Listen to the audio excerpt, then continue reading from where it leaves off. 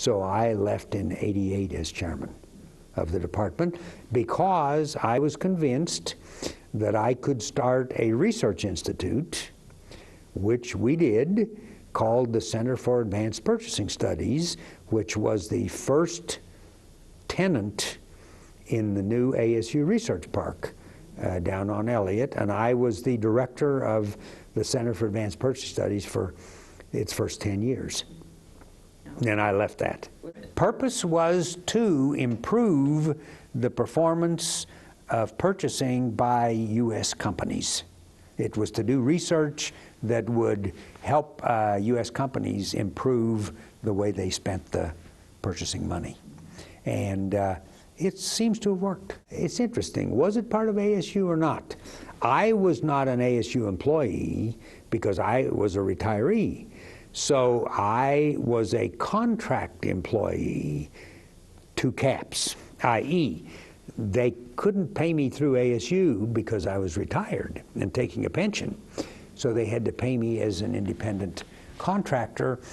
But everyone who is on the payroll except me was an ASU employee, okay? But the agreement we made with the university was we would not request any funding from ASU. We would pay all of the employees out of money we raised. We would not need any physical space because we were going to rent space down at the research park, which we would pay for. So the interesting thing is the university get all upset in the 90s because they'd get into budget crunches and they'd go out to all the departments and say, you've got to give us what they call a revertment or something, meaning you got to give us back 5% of your budget.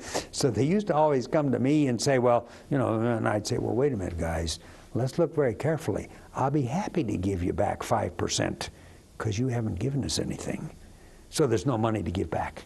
So they never bothered us a bit because we were never a budget item of the university. Still operates that same way.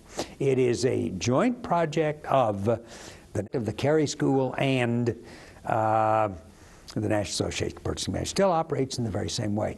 And by the way, let me suggest one of the reasons that I set it up that way was I wanted to be able to raise money from individuals and companies that would let us pay faculty, pay researchers, pay administrators, administrative assistants, secretaries, data processors, et cetera, and pay the rent on the physical quarters we occupied. And I knew that the only way you were going to be able to raise that kind of money, and we said it's going to take at least $1 million, $1.5 million a year being raised, is you're going to have to convince companies that if they will give you a check for $50,000, the research that will be done will be useful to industry. Now, that means you can't have a faculty committee telling you, oh, does it meet the particular statistical tests? They don't care. They want to know, will it let us be more efficient? And it seems to have worked. I left that in 1999. I'm certainly proud of is the success that CAPS has had in terms of being the preeminent research organization in the world in the purchasing materials field. And I'm very happy it is at ASU, and it'll always be at ASU.